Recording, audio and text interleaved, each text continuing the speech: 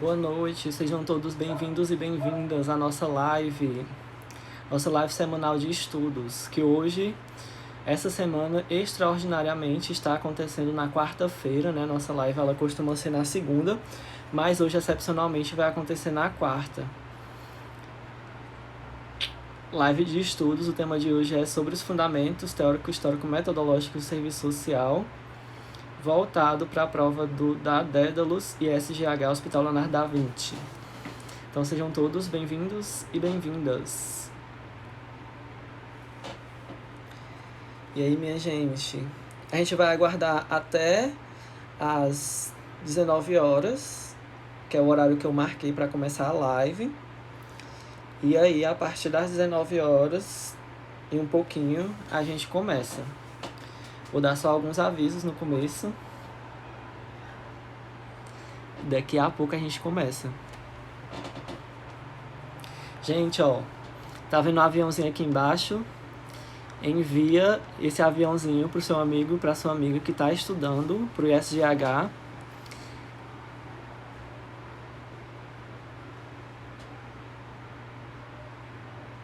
Manda essa live aqui, ó, no aviãozinho, compartilha ela com seus amigos.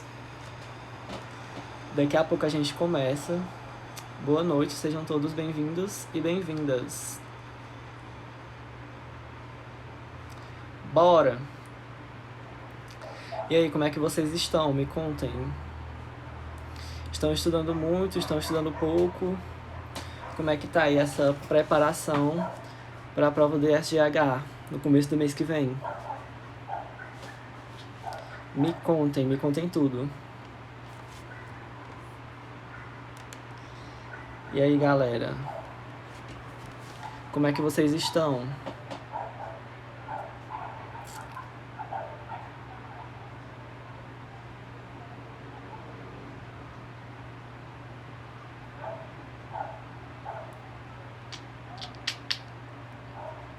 Hoje o nosso tema é Fundamentos Histórico-Teóricos Metodológicos do Serviço Social voltados para a prova específica da Dédalus Concurso, que é a banca que está promovendo aí a seleção para o ISGH Hospital Leonardo da Vinci.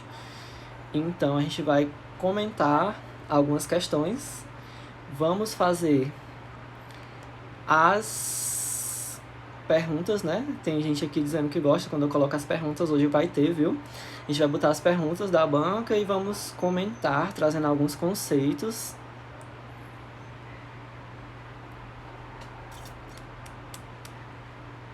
Fundamentos é um dos tópicos que mais cai nas provas da Dédalus, pelo menos as últimas provas, né, que estão aí disponíveis para a gente acessar. O perfil das questões são questões que não exigem muita reflexividade, né? São questões mais objetivas, pragmáticas, que exigem que o candidato ele saiba dar uma resposta, como se diz no cearês, né? Pay-buff. Você tem que responder ali na lata, não tem muita essa questão de você ficar refletindo sobre os conceitos ou ficar refletindo sobre situações reais, por exemplo, situações do dia a dia, nada disso, é mais objetivo mesmo, indo direto ao conteúdo. É essa que a gente vai ver hoje. Manda essa live aqui para os seus amigos e suas amigas que também estão estudando, não necessariamente para essa seleção, pode ser também estudando para residência ou estudando para outras seleções ou concursos na área da saúde, que queira dar uma atualizada aí referente aos fundamentos do serviço social. O material que eu preparei hoje é um material muito bom, espero que vocês gostem. Bora lá, minha gente. Vamos começar. Bora.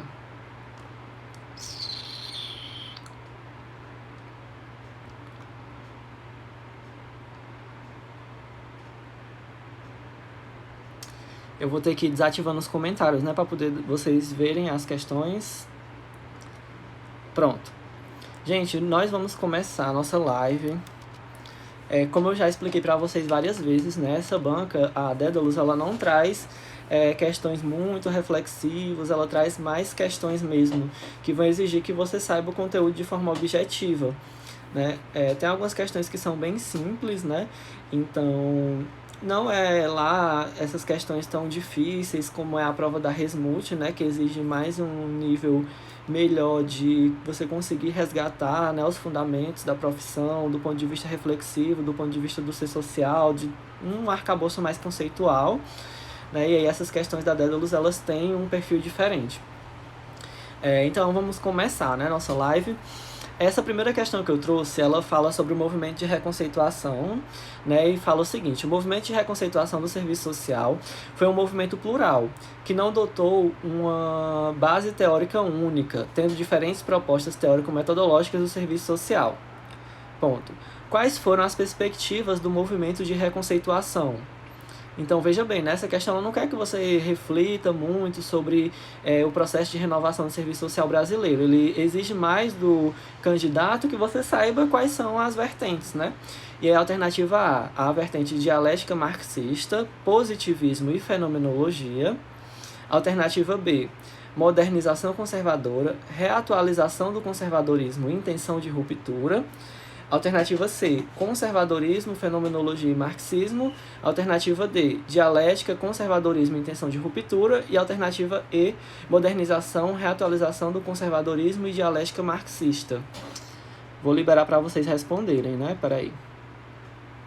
Qual a alternativa correta, né? Qual alternativa corresponde às perspectivas do movimento de reconceituação do serviço social? Quem fala muito disso é o José Paulo Neto, a Yamamoto, a Yazbek, mais tarde, daqui a pouco eu vou mostrar para vocês.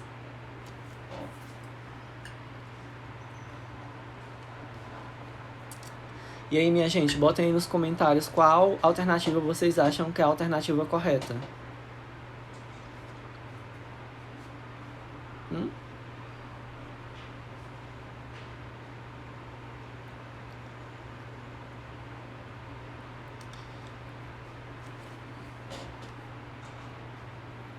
Tempo para vocês responderem, bora lá. Qual alternativa vocês acham que é a alternativa correta?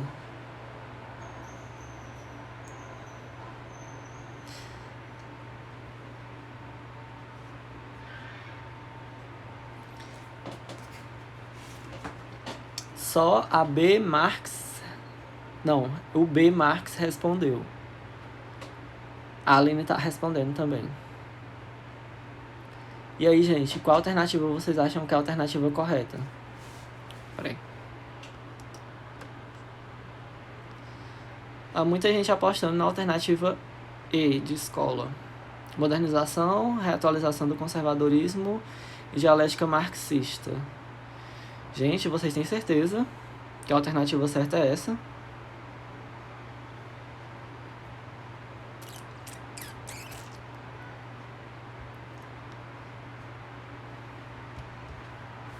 E aí, botem nos comentários o que é que vocês acham.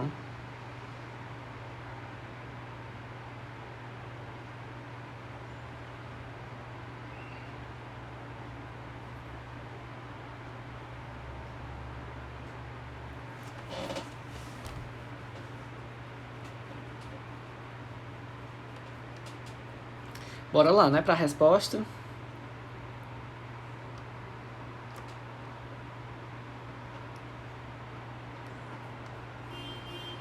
Ó, gente, a resposta dessa pergunta é a alternativa B de bola. Modernização conservadora, reatualização do conservadorismo e intenção de ruptura. Quem nomeia as perspectivas do movimento de reconceituação do serviço social brasileiro dessa forma é o José Paulo Neto, né, nesse livro aqui. Pera aí que eu vou pegar. Esse aqui. Ditadura e Serviço Social. Então, nesse livro, o José Paulo Neto ele vai falar sobre essas perspectivas do movimento de reconceituação, né, que seriam exatamente a modernização conservadora, a reatualização do conservadorismo e intenção de ruptura. As outras alternativas não é que elas estejam erradas, né? Por exemplo, a alternativa A fala da dialética marxista, que tem a ver com a intenção de ruptura, fala sobre o positivismo, que tem a ver com a modernização conservadora, e fala sobre a fenomenologia, que tem a ver sobre a reatualização do conservadorismo. Só que não necessariamente ela está trazendo os nomes, né, que o Zé Paulo Neto ele coloca nesse livro, que é exatamente os termos que ele usa, exatamente são esses, né, modernização conservadora, reatualização do conservadorismo e intenção de ruptura. Então não é que as outras alternativas elas estejam erradas, mas elas não estão tão certas quanto a alternativa B. Por exemplo, muita gente colocou nos comentários a alternativa E, né, a alternativa E, modernização, reatualização do conservadorismo e dialética marxista, que tem a ver com essas perspectivas no movimento de reconceituação, mas não é necessariamente o conceito que o Zé Paulo Neto usa. Então, essa questão, ela queria saber se você conhecia, né, os termos exatos que o José Paulo Neto usou no livro dele. Então é por isso que eu digo para vocês, essa banca, né, ela tem mostrado ser, pelo menos nas provas que estão disponíveis aí na internet, ela tem mostrado ser uma banca que realmente quer que você saiba o conteúdo ipsilitra, o que está na legislação, ou o que está nos livros, né, nos artigos, enfim, na literatura do serviço social. Como essas questões elas não trouxeram muito espaço de reflexão, então eu quis trazer aqui para vocês, baseado no artigo da IASBEC de 2009, daquela coletânea do Cefes sobre os direitos sociais, um pouco da conceituação das vertentes da renovação do serviço social brasileiro, né?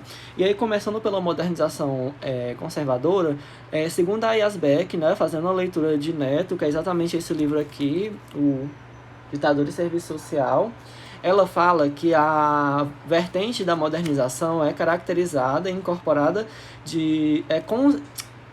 é caracterizada pela incorporação de abordagens funcionalistas, estruturalistas e mais tarde sistêmicas, que é conhecida como a matriz positivista, que tem a ver com o momento de fundação das ciências sociais, né, onde cientistas, né, como Auguste Comte e o Émile Durkheim, eles proporam, né, formas de pensar a sociedade de um ponto de vista científico, rompendo até certo ponto com o que até então era considerado as ciências da natureza, né, as ciências biológicas, as ciências da natureza, que era realmente o que configurava, né, a ciência naquele momento ali da modernidade, né, quando a modernidade ela vai surgir, né, quando esse conceito de modernidade ele vai se formar no período da industrialização, da Revolução Francesa, na época das luzes do Renascimento, vai haver essa ideia de que a ciência ela está necessariamente ligada às ciências exatas, né, à biologia, à matemática.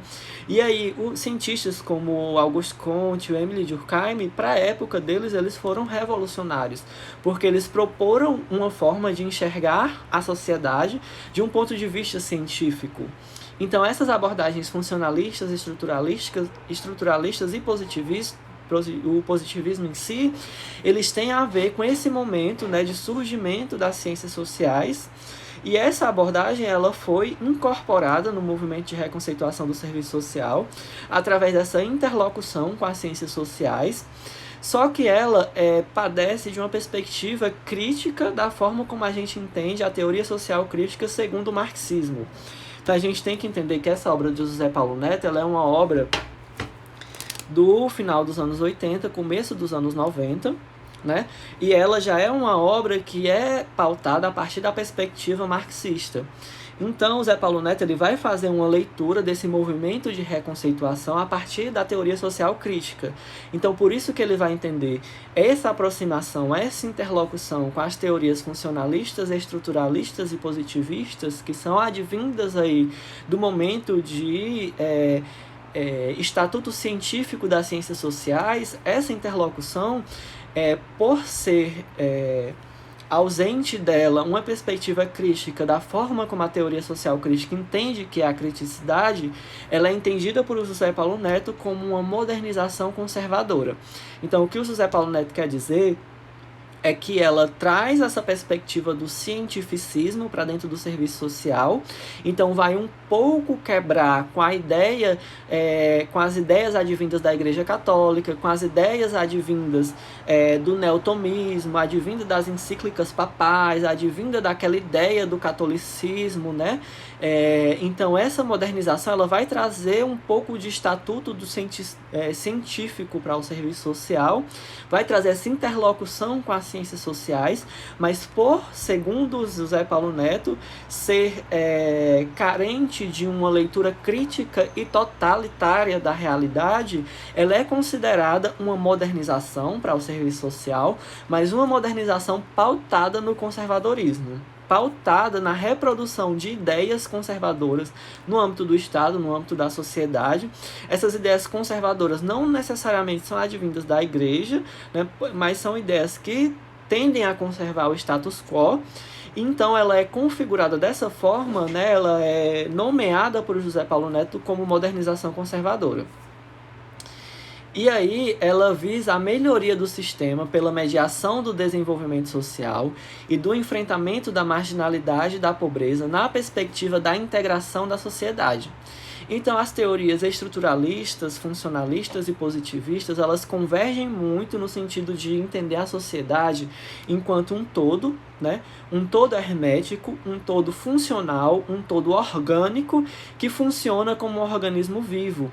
E que esse organismo ele precisa de equilíbrio, ele precisa eliminar ou precisa ajustar tudo aquilo que não é adequado para o funcionamento daquele organismo.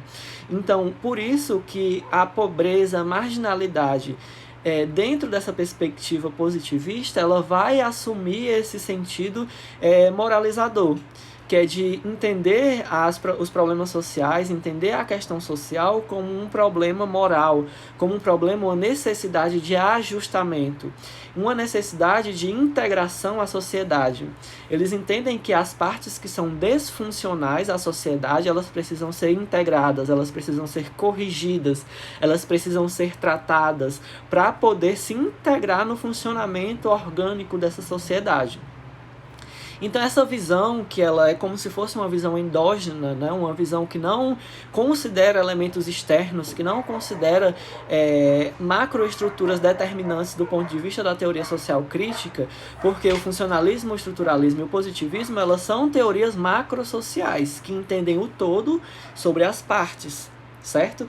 Só que carece de uma perspectiva de criticidade, né? De entender as relações de poder, de entender as desigualdades sociais, e essa falta de entendimento, essa falta de tato relativo a essas desigualdades sociais é que vai trazer essa perspectiva de integração da sociedade, que é uma perspectiva que vai reforçar o conservadorismo, né? Segundo José Paulo Neto. E aí os recursos para alcançar esses objetivos são buscados na modernização tecnológica e em processos e relacionamentos interpessoais. Então, essa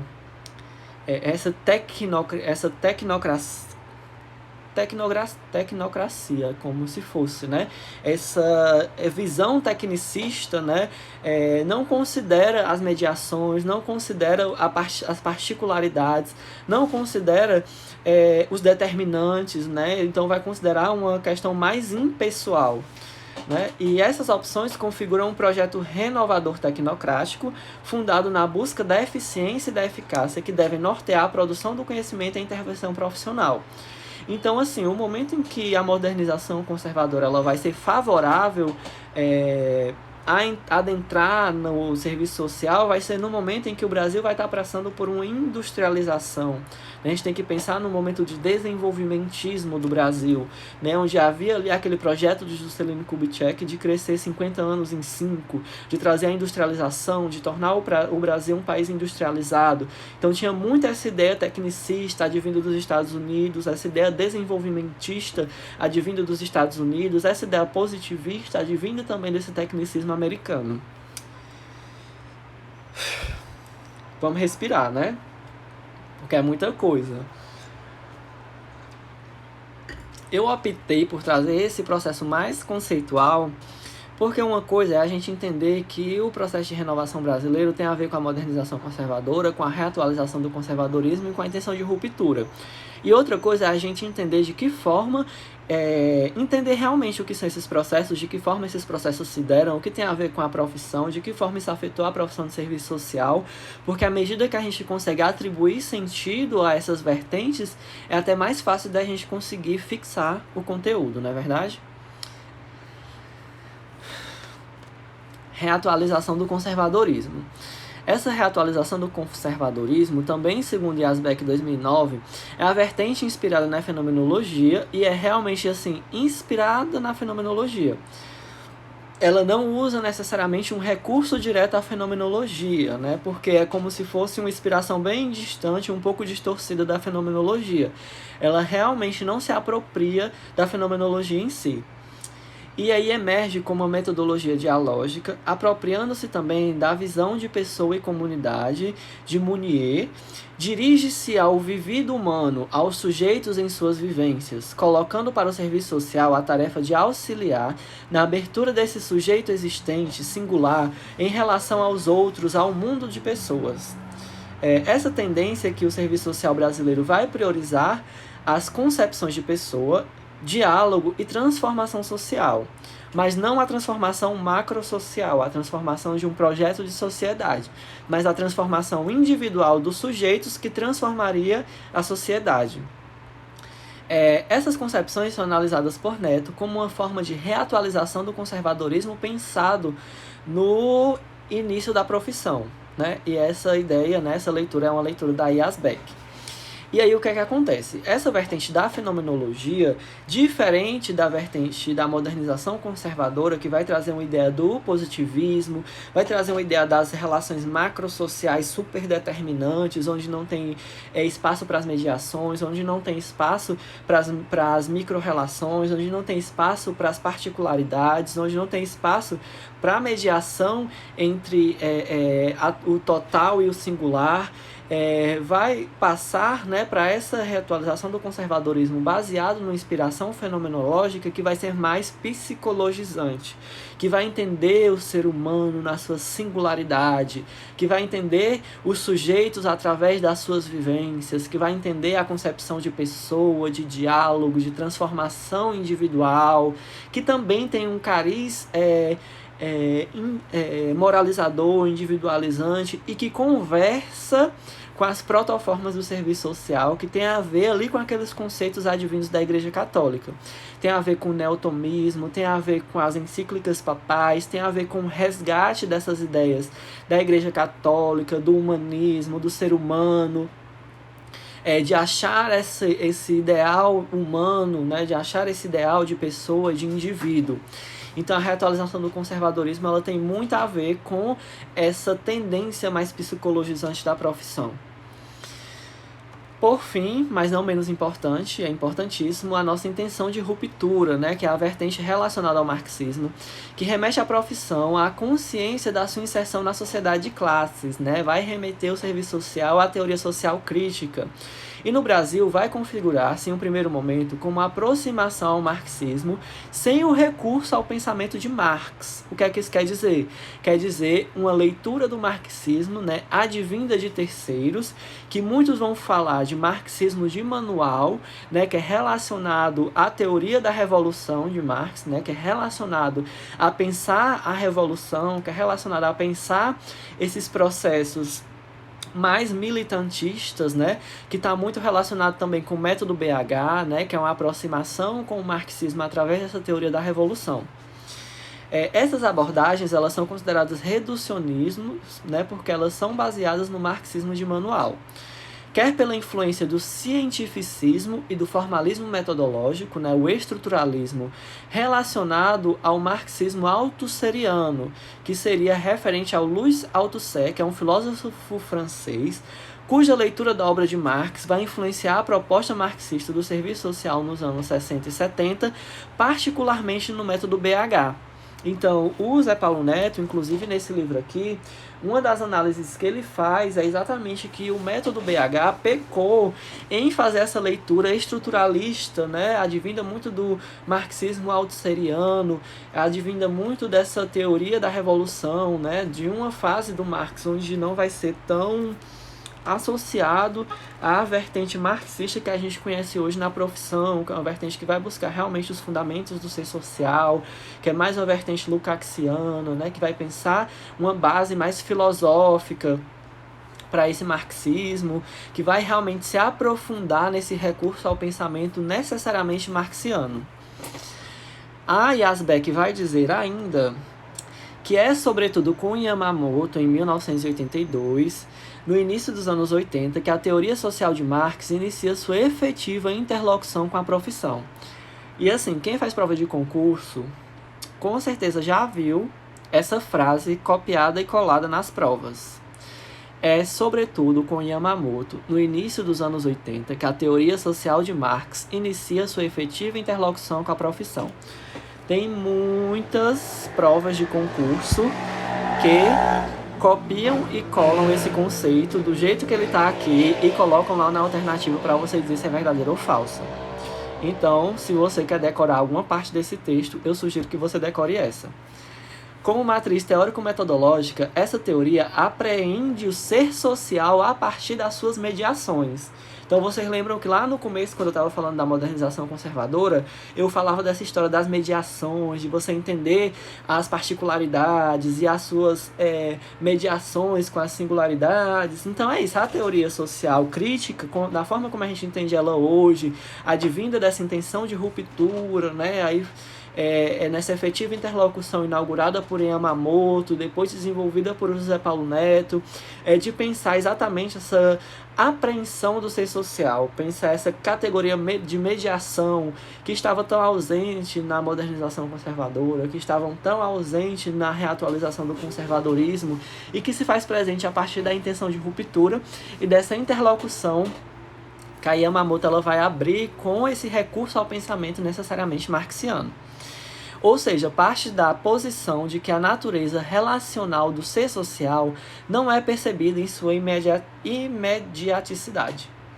Ou seja, precisa da suspensão do cotidiano para que a gente consiga entender essa relação da natureza com o ser social.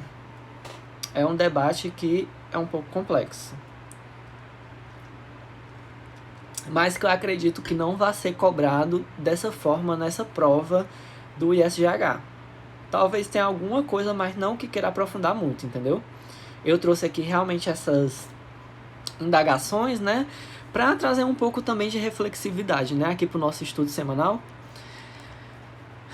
Próxima questão. Dessa vez eu vou querer que vocês respondam, viu? Se vocês não botarem aqui nos comentários o que é que vocês acham, eu vou encerrar a live. Porque vocês têm que participar, tá bom? Bora lá. Tô brincando, viu? Mas eu quero que vocês participem. Como foram denominados os primeiros seminários de teorização do serviço social no Brasil? Alternativa A, Sumaré, Nilópolis, Araxá e Roraima. Alternativa B, Araxá, Teresópolis, Santos e Sumaré. Alternativa C, Santos, Nilópolis, Roraima e Alto da Boa Vista. Alternativa D, Araxá, Sumaré, Alto da Boa Vista e Teresópolis. Alternativa E de escola, Nilópolis, Boa Vista e Sumaré. Essa pergunta aqui é realmente para saber se vocês fizeram a cadeira de Fundamentos 2 direito, viu? Bora, bota aí nos comentários o que é que vocês acham. Muito bem, tem que participar, viu, dessa live. Senão não faço mais.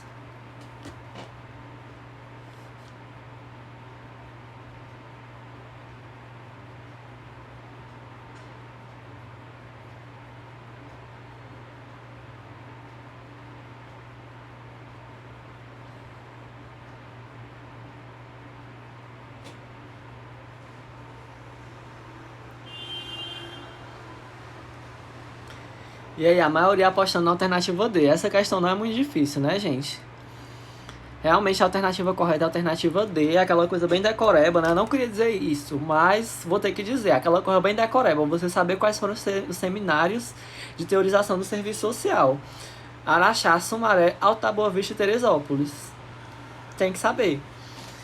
Uma coisa bem objetiva, né? E aí, assim, eu queria trazer um pouco de uma revisão, né, para a gente lembrar um pouco o que foram esses seminários de teorização do serviço social.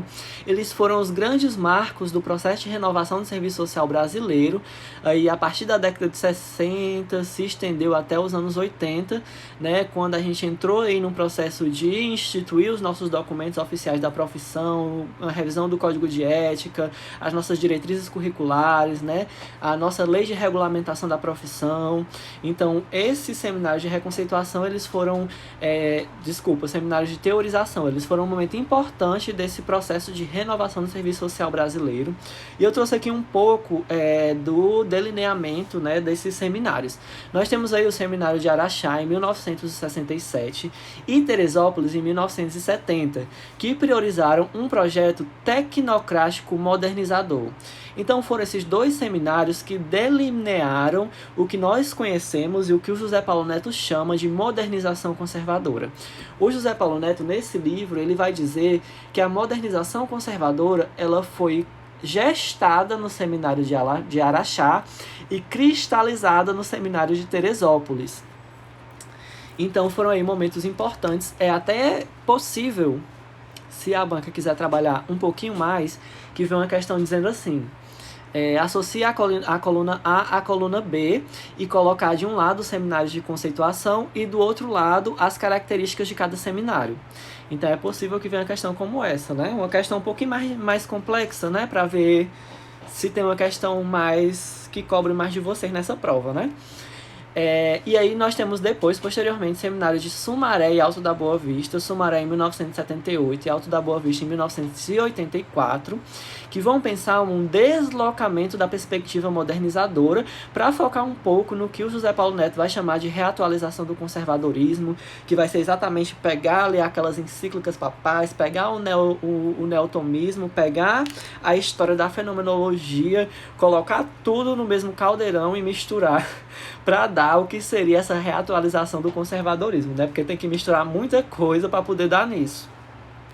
E aí, exatamente, as principais características do seminário de Sumaré e Alto da Boa Vista é exatamente deslocar essa perspectiva modernizadora. Mas veja bem, não é romper, tem prova que diz assim, o seminário de Sumaré rompeu definitivamente com a perspectiva modernizadora. Não. Os seminários de Sumaré e Alto da Boa Vista trouxeram um deslocamento, mudou o foco.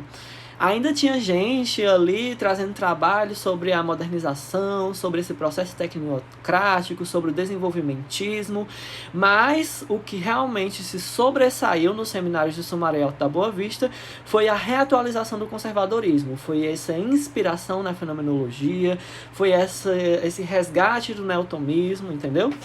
E aqui tem algo que não foi um seminário de teorização do serviço social, que foi o chamado Congresso da Virada em 1979, né, que foi o terceiro Congresso Brasileiro de Assistentes Sociais, conhecido como Congresso da Virada.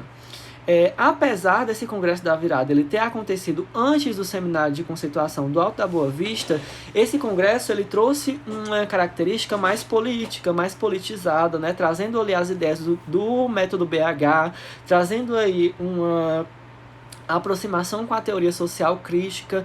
Então ele não foi um seminário de teorização como foi Araxá, Teresópolis, Sumaré e Alto da Boa Vista, que foram necessariamente os seminários de teorização. É como se fosse, digamos, um encontro de pesquisa, igual aos encontros da ABEPS. E o Congresso da Virada ele foi um evento mais político, né? Por exemplo, que não tinha, digamos assim, como se o foco mesmo fossem as relações mais políticas. E aí trouxe essa aproximação, né, com a teoria marxista, né? E aí foi exatamente nesse Congresso da Virada onde se instituiu o que nós conhecemos como a intenção de ruptura. Não foi um seminário de teorização, se na prova de ser assim. Diga quais foram os seminários de teorização. E lá tiver Congresso da Virada, o terceiro Congresso Brasileiro de Assistentes Sociais, tá errado, viu? Eu botei só aqui mesmo para a gente poder comparar esses momentos da profissão entre os anos 60 e os anos 80 com as vertentes do seminário de teorização, né? Com as vertentes do processo de renovação do serviço social brasileiro. Só para a gente dar uma comparadinha. Última questão da noite. O serviço social, em seus primórdios, não possuía uma crítica acerca da questão social e explicava a realidade social a partir da seguinte tríade: tomismo, dialética e funcionalismo é a alternativa A, neotomismo, pensamento conservador e positivismo é a alternativa B, modernização conservadora, reatualização do conservadorismo e ruptura é a alternativa C, tomismo, neotomismo e marxismo é a alternativa D. Vou abrir aqui para vocês dizerem qual é o que é que vocês acham que é a alternativa correta. Gente, lembrando que essa aula aqui na live, ela não vai cobrir todo o conteúdo do Fundamentos de Serviço Social, viu? Os fundamentos histórico-teóricos e metodológicos do serviço social, eles são enormes, são de 4 a 5 disciplinas que a gente tem na graduação, né? Porque é muita coisa. São 2 livros inteiros do José Paulo Neto que a gente estuda, né? Sem contar o livro lá da Yamamoto com Raul de Carvalho. E é muita coisa, não dá pra abordar no live não, viu? Eu tô trazendo os conteúdos que mais caem nas provas da Dédalus, tá bom? Pra gente ser bem objetivo. Então vocês estão vendo, cai seminário de reconceituação, cai renovação do serviço social, cai teomismo, neotomismo, positivismo, pensamento conservador. Então, vocês prestem atenção, viu? A nossa live aqui, ela é focadíssima.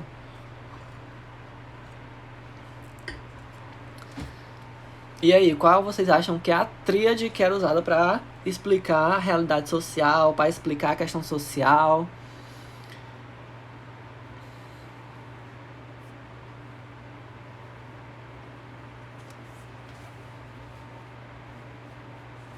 A alternativa B é...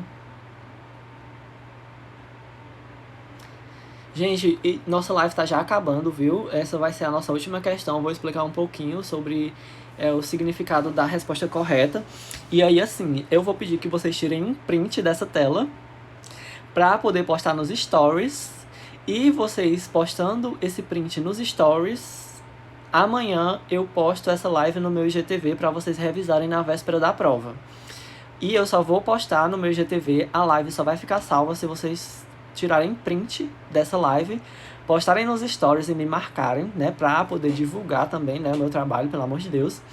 E aí, fazendo isso, se vocês fizerem isso, colaborarem com a minha live, a divulgação do trabalho social que eu faço aqui nesse Instagram, eu prometo que eu vou deixar a live salva para vocês revisarem na véspera da prova, tá bom?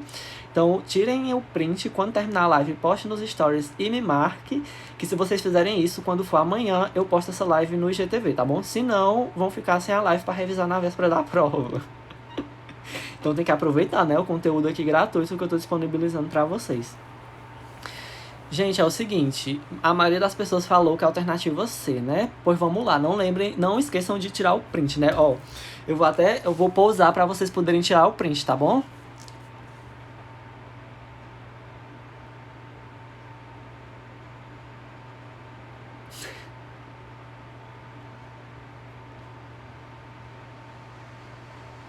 E aí, tiraram o print pra postar nos stories, quero só ver, viu?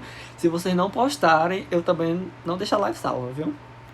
Vocês também têm que colaborar aqui no processo. Então, bora lá, gente. A alternativa correta, realmente a alternativa B, parabéns, vocês acertaram.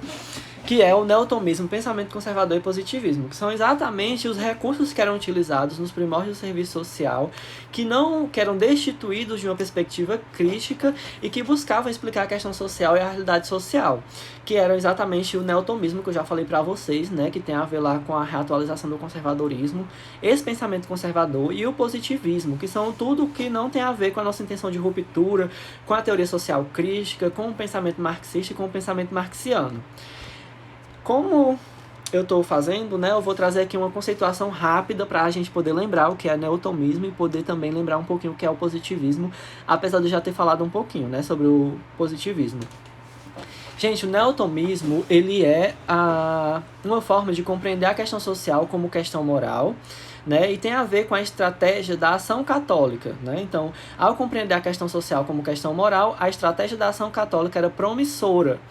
Esse grande mal moral que a sociedade estava se afundando derivava da condição do operário, do desequilíbrio das classes e do radicalismo do socialismo, afirmava o alto clérigo da igreja. Então tem a ver com a história das encíclicas papais.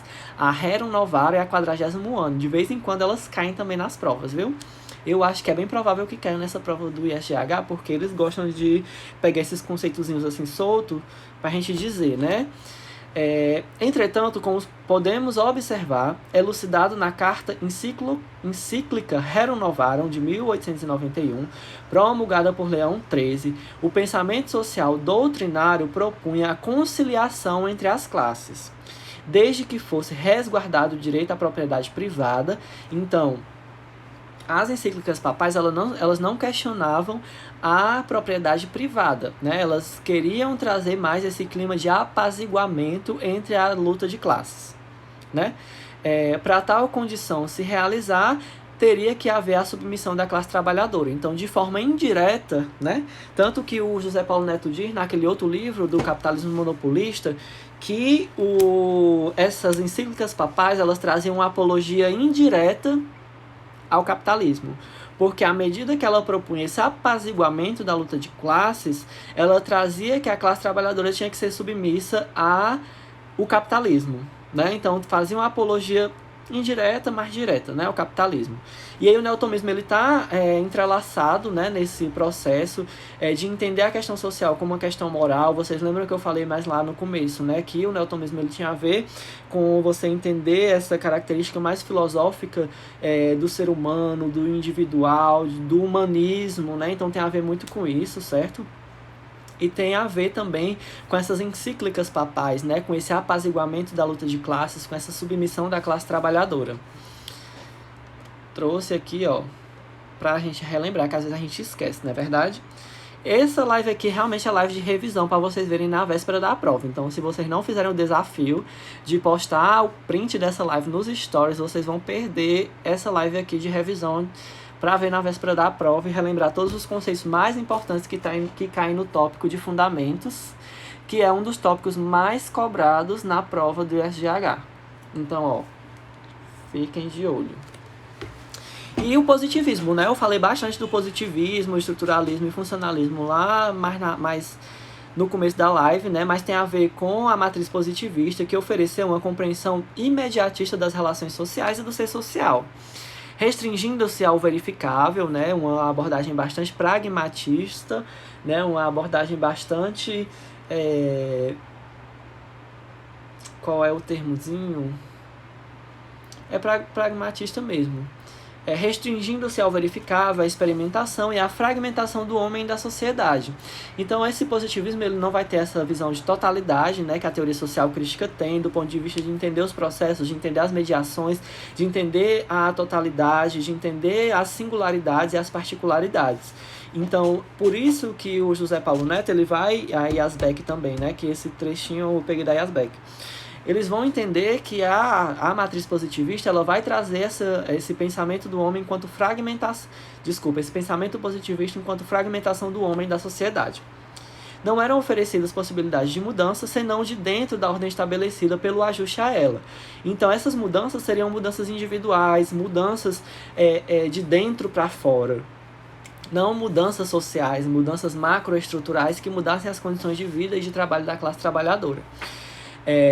Tinha uma orientação funcionalista, prática, né, com a visão de ajustamento, de integração social, um perfil manipulador e de ajustamento sob a ótica de padrões de eficiência, com a ação mais burocrática, sem apropriação ou aprofundamento teórico. Então, dá para entender que não era nem apropriado o direito do positivismo, que o positivismo realmente era como se fosse também inspiração, igual a inspiração fenomenológica, né? Eu acredito que, assim, de todas as vertentes do seminário de teorização do serviço social, a única que foi realmente bem apropriada foi a teoria social crítica, por isso que deu certo. Porque as outras eram, assim, eram inspirações, né? Então, também tem essa deficiência. A questão do processo de renovação do serviço social brasileiro, esses seminários de reconceituação, eles traziam aí um ecletismo, uma coisa, uma mistura, né? um caldo, né? Como o José Paulo Neto fala, mas não se apropriava muito bem da fenomenologia, não se apropriava muito bem do positivismo, até no primeiro momento não se apropriava muito bem da teoria social crítica, e aí depois foi que o serviço social foi se aprofundando a partir da Yamamoto nessa teoria social crítica, nessa teoria mais marxiana, realmente consultando a fonte, que foi que o negócio começou a andar direito, né? Então, realmente, o positivismo no serviço social, o funcionalismo no serviço social, a fenomenologia no serviço social, eles carecem de aprofundamento conceitual, né? Infelizmente. Então, gente, isso. As nossas questões de hoje foram essas. Os nossos comentários de hoje foram esses. Espero que vocês tenham gostado.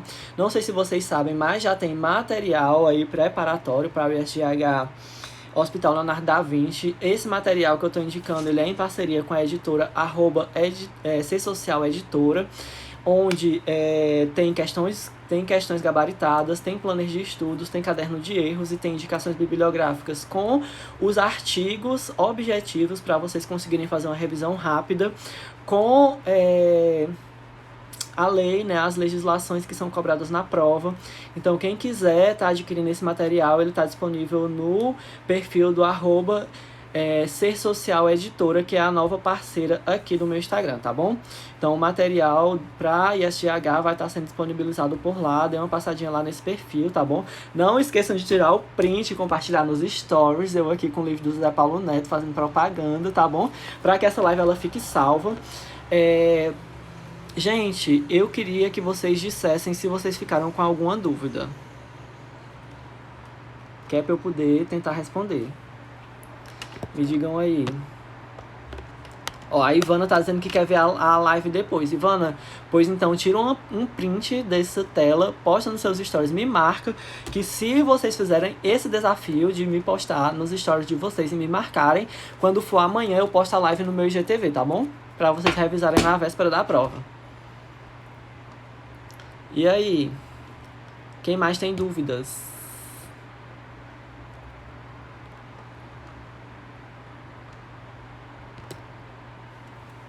Vocês gostaram da live? Querem mais lives? Deixa eu ver aqui qual é o tema da nossa próxima live, que vai ser previsão que seja na próxima segunda-feira. Nossa próxima live.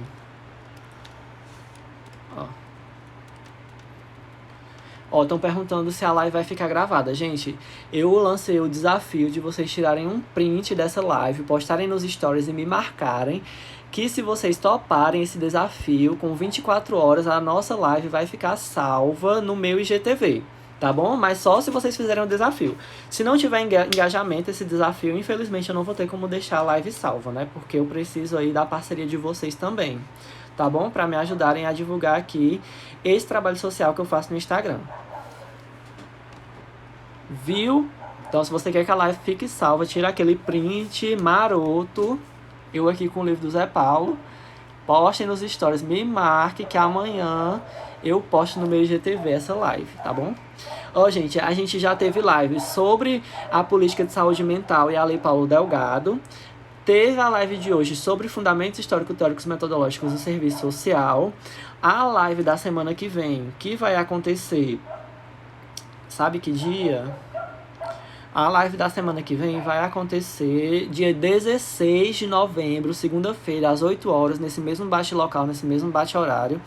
A gente vai ter a live sobre a assistência social. Então vai vir LOAS, PNAS, NOBSUAS, NOBRH, tudo que for de assistência social, tipificação, vai ter tudo nessa live da semana que vem. Também que é um dos assuntos que mais é cobrado nas provas do ISGH da banca Dédalus, tá bom? Então, segunda-feira o tema é assistência social. SUAS, LOAS, vai ser tudo aqui, viu? E aí, preciso da motivação de vocês, do incentivo de vocês postarem a minha live aí nos seus stories, me marcarem, para eu poder estar deixando as lives salvas para vocês revisarem o conteúdo na véspera da prova. E também para que semana que vem tenha live, viu? Ó, para vocês tirarem a minha foto com o livro aqui do Zé Paulo Neto, para dizer que essa live ela tem embasamento teórico, viu? Ó, essa live tem embasamento teórico, tudo baseado no Zé Paulo Neto e na Yasberg. Então tirem print para postar nos stories de vocês. Então, gente, é isso. Muito obrigado pela participação, muito obrigado pelo engajamento. Semana que vem tem mais, segunda-feira, live sobre assistência social, LOAS, PNAS, NOBRH, NOBSUAS, tudo que é legislação da assistência social a gente vai ver semana que vem, tá bom? Segunda-feira. Beijos e abraços. Espero que os prints postados aí nos stories em até 24 horas para essa live poder ficar salva, tá bom? Ó, beijos e abraços e até a semana que vem.